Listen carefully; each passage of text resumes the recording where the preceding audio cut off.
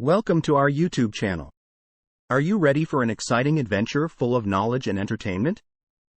If the answer is yes, don't forget to subscribe to our channel so you don't miss a single episode.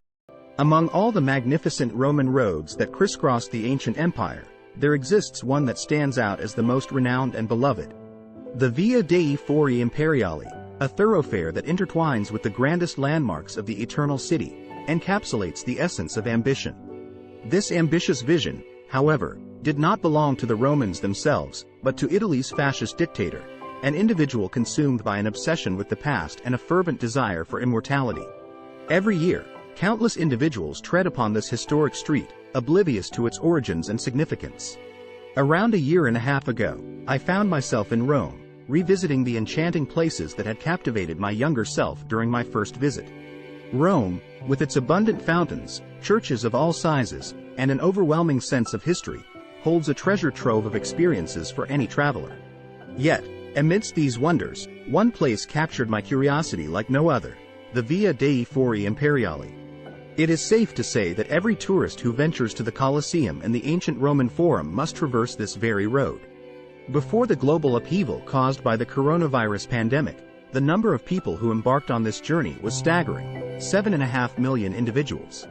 What struck me as intriguing was that this road was not ancient like the forums it traversed. Instead, it boldly cut through them, connecting the Colosseum with a monument erected to celebrate the founding of the Italian Republic. Considering the vast expanse of Roman history, the road itself is relatively new. Its construction was commissioned by Benito Mussolini, Italy's fascist dictator, who sought to link his new movement with the glory of ancient Rome. Mussolini, driven by a desire to restore Italy's former greatness, understood the power of propaganda and symbolism. He aspired to ascend to the status of Emperor of Rome and Italy, emulating the Roman Empire that had captivated the imaginations of countless history enthusiasts, including himself. Mussolini's fixation on Rome and its emperors was so profound that one might envision him spending his weekends immersed in live-action role-playing as a Roman emperor. He co-opted Roman greetings and even introduced a new dating system, drawing inspiration from the ancient republic. In 1922, he declared it as the first year of the fascist era, naming his movement the National Fascist Party, a clear reference to the fasces, a symbol of Roman authority representing strength and unity. Today, I invite you to explore how Mussolini endeavored to convince the masses of his connection to the Roman emperors through his architectural endeavors. Let us focus on three prime examples of fascist architecture that still grace the city of Rome, with the road itself serving as the most potent symbol of this ideology. For those who enter Rome via the main train station, Termini, the environment-conscious traveler may appreciate the station's modern and imposing facade. However, the original design of Termini was intended to reflect the rational fascist style, heavily influenced by classical Roman architecture. The grand columns that adorn its entrance exemplify this architectural homage. Initially planned to be completed in time for the 1942 World Exhibition, the project faced cancellation due to the obvious reasons that unfolded during the war.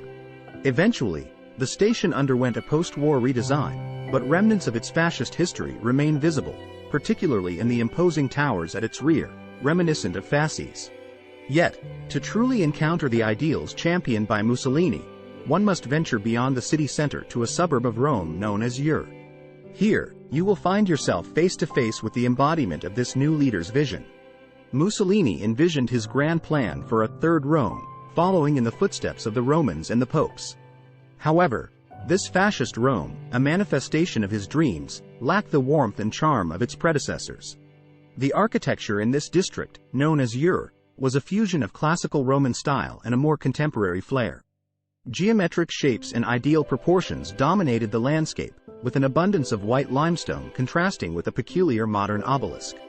It begged the question: are obelisks truly Roman or rather Egyptian in origin? Mussolini's dream was intended to impress, and indeed, it succeeded in leaving an impression.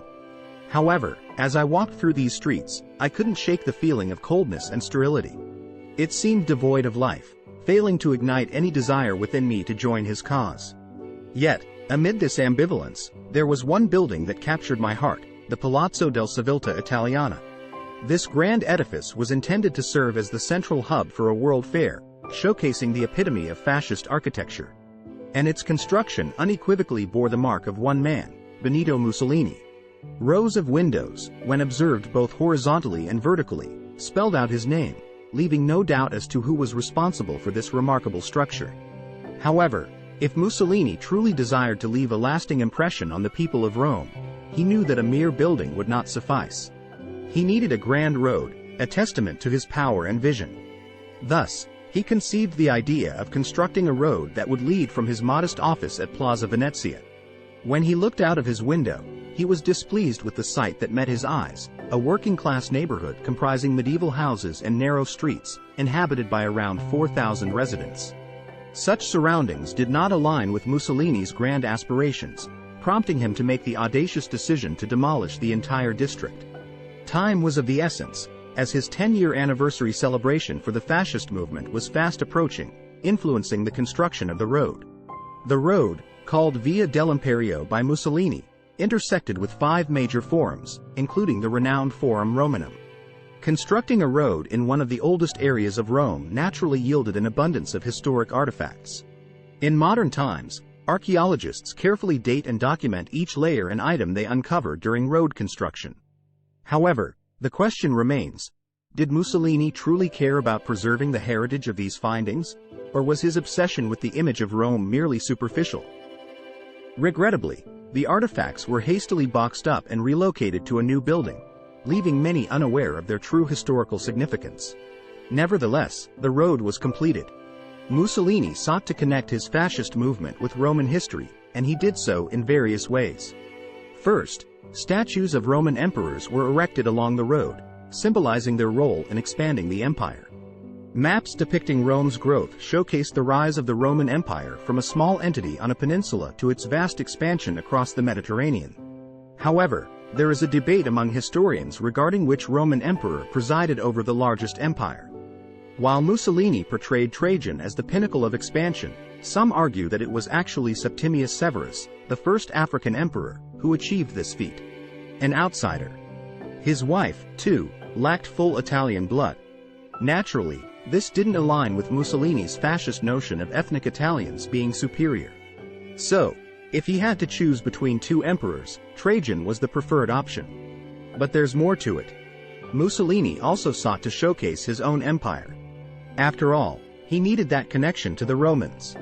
Thus, he proudly displayed a map featuring his colonial possessions in Libya and Ethiopia. Impressive indeed, Benito.